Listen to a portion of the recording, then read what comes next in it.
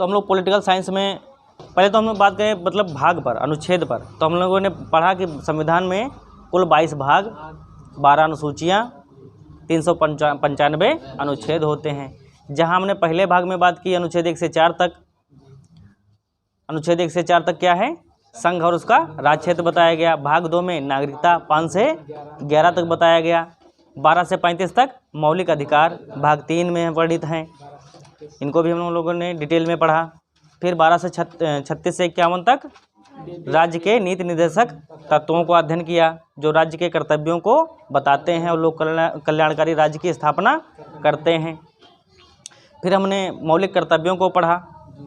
भाग 4 का अनुच्छेद 51 का में 11 मौलिक कर्तव्य वर्णित हैं, जो स्वर्ण सिंह समिति की सिफारिश पर 1942 में 10 जोड़े गए थे। फिर 86वें संविधान संशोधन द्वारा 11वां शिक्षा का मौलिक कर्तव्य जोड़ा गया था। फिर हम लोगों ने पढ़ा भाग 5 संघ का संविधान। संघ का संविधान चलता है अनुच्छेद 52 से 151 तक।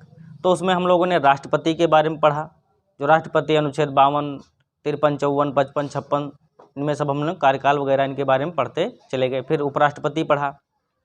उपराष्ट्रपति के बाद संसद, तो संसद में ही चल रहे थे, तो संसद में हमने लोकसभा पढ़ा, उनके अधिकारियों के बारे में पढ़ा। आज हम लोग पढ़ेंगे, कौन सा टॉपिक है? संसदीय सत्र। तो संसदीय सत्र वर्ष में 3 बार आयोजित होते हैं सामान्य रूप से। कौन कौन से सत्र होते हैं? तो पहला बजट सत्र होता है, दूसरा मानसून सत्र होता है, मानसून का तो गर्मी तरफ जो होता है मानसून आता है। फिर शीतकालीन सत्र होता है। पहला सत्र कौन सा होता है? बजट सत्र होता है। जो बजट सत्र है 1 फरवरी को शुरू किया जाता है और यह सबसे बड़ा सत्र होता है। बजट सत्र हमेशा याद रखना है, राष्ट्रपति के विशेष अभिभाषण से ही शुरू होता है।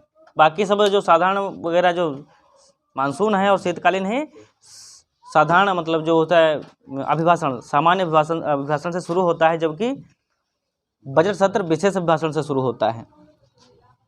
अच्छा, अभिभाषण जो होता है क्या होता है? तो मंत्रिपरिषद द्वारा लिखा गया सरकार की योजनाओं, उनके द्वारा किए गए कार्यों का ब्यौरा होता है, जो सदन के समक्ष राष्ट्रपति प्रस्तुत करते हैं कि सरकार ने अभी तक क्या क्या किया है, इनकी क्या क्या योजना है, क्या प्लान है, वही होता है अभिभाषण।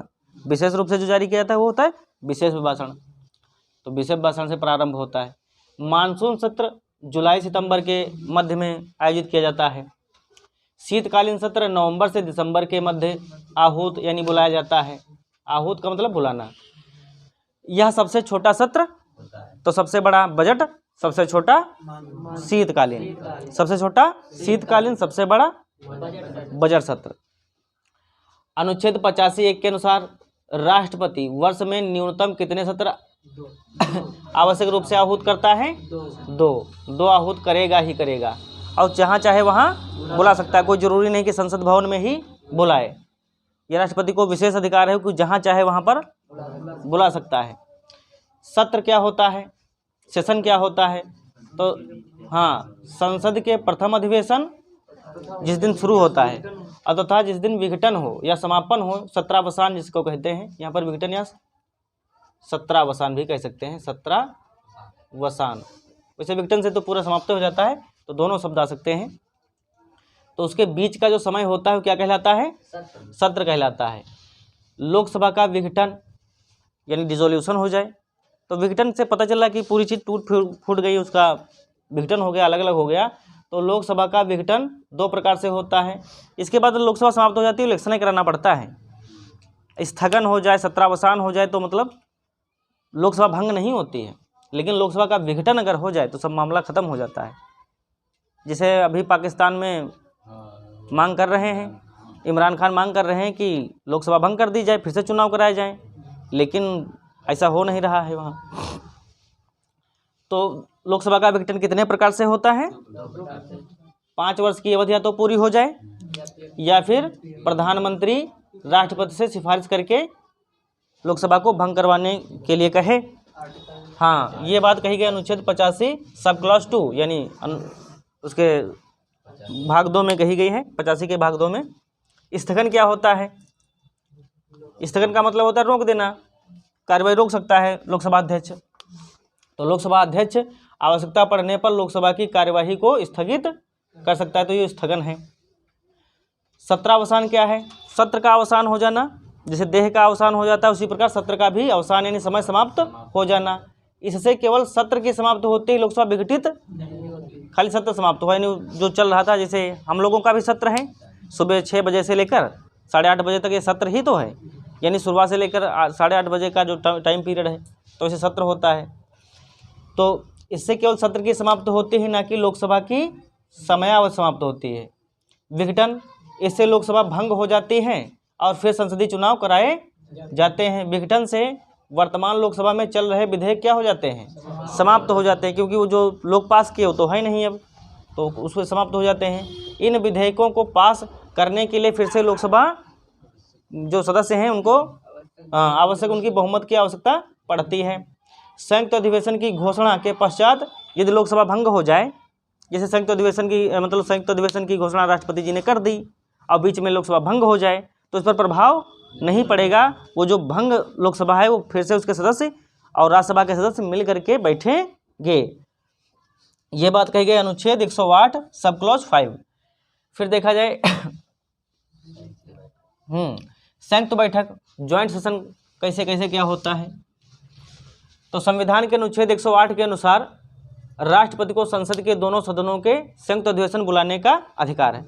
सामान्य रूप से अच्छा, किन किन परिस्थितियों में संयुक्त अधिवेशन नहीं बुलाया जा सकता, ये भी ध्यान रखने वाली बात, इसमें लिखा नहीं है। संयुक्त अधिवेशन कभी भी संविधान संशोधन के मामले में नहीं बुलाया जा सकता।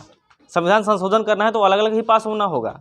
धन विधेयक के मामले में भी नहीं बुलाया जा सकता। धन विधेयक के मामले में लोकसभा को विशेष शक्तियाँ प्राप्त हैं, धन विधेयक के मामले में नहीं बुलाया जा सकता, संविधान संशोधन के मामले में नहीं बुलाया जा सकता, समझ रहे हो। तो ये 2 ऐसे विधेयक हैं, और भी 1-2 हैं वित्त विधेयक वगैरह, उनके बारे में नहीं बुलाया जा सकता। केवल सामान्य रूप से सामान्य या साधारण विधेयक जो होते हैं उन्हीं में दोनों सदनों को संयुक्त रूप से बुलाया।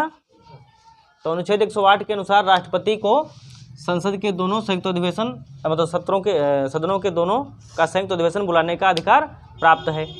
कौन कौन सी परिस्थितियां हैं? तो ऐसी 3 परिस्थितियां हैं जिनमें राष्ट्रपति संयुक्त अधिवेशन बुलाते हैं। पहला, ये विधेयक में संशोधन जो किए गए हैं उसमें असहमत हो जाए, विधेयक में किए जाने वाले संशोधनों के बारे में दोनों सदनों में असहमत हो जाए, दूसरे सदन को विधेयक प्राप्त होने की तारीख से उसके द्वारा विधेयक पारित किए जाने के बीच 6 माह से अधिक का समय हो जाए, यानी 6 महीने दबाए रखे रहे। एक सदन भेजा और 6 महीने से अधिक दावे रखे बैठे, कोई विचार नहीं कर रहे, ना कोई उस पर अपना मत नहीं दे रहे हैं, तो 6 महीने से अधिक रख नहीं सकते।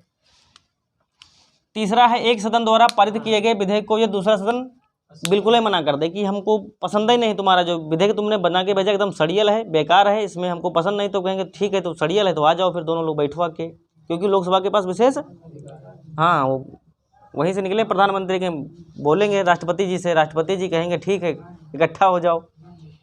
अब संयुक्त अधिवेशन की अध्यक्षता लोकसभा के कौन करता है? लोकसभा अध्यक्ष। ये कई बार हम लोग शुरुआत में क्या करते थे, शुरुआत में राष्ट्रपति को लगा देते थे। संयुक्त अधिवेशन में बुला रहा है तो उसकी अध्यक्षता कौन करेगा? राष्ट्रपति। राष्ट्रपति किसी भी अधिवेशन की अध्यक्षता नहीं करता। और सभी निर्णय उपस्थित सदस्यों के किस बहुमत द्वारा लिए जाते हैं? साधारण बहुमत द्वारा। उपस्थित बहुमत द्वारा मतलब साधारण बहुमत हो जाएगा, जितने हैं उनके बहुमत द्वारा। बहुमत का मतलब होता है 50% प्लस 50% 1। इसके अतिरिक्त निम्नलिखित परिस्थितियों में भी बुलाया जा सकता है। तो कौन कौन से नंबर 2 बताओ? विशेष भाषण कर दें, विशेष भाषण जारी किया जाए राष्ट्रपति द्वारा, या फिर विदेशी मेहमान जो आए उसके। अब तक केवल 3 बार ही क्या हुआ है? संयुक्त अधिवेशन बुलाया गया है। एक तो है दहेज एक्ट 1960 जो 61 में लागू हुआ, दूसरा बैंकिंग सेवा एक्ट 1978 और एक है आतंकवाद विरोधी कानून पोटा। पोटा का मतलब होता है प्रिवेंशन ऑफ टेररिज्म एक्ट। पोटा, एक पोटा, टाडा, मीसा, ये सब जैसे एक रहा मीसा, ये भी ऐसे Misa. Maintenance of internal security act, एक होता है टाडा। तो ये जो है व्यक्ति की आज़ादी पर ऐसा प्रतिबंध लगाते कभी भी तुमको गिरफ्तार किया जा सकता है बिना वारंट के, और बिना कारण बताए भी 3 महीने तक रखा जा सकता है। तो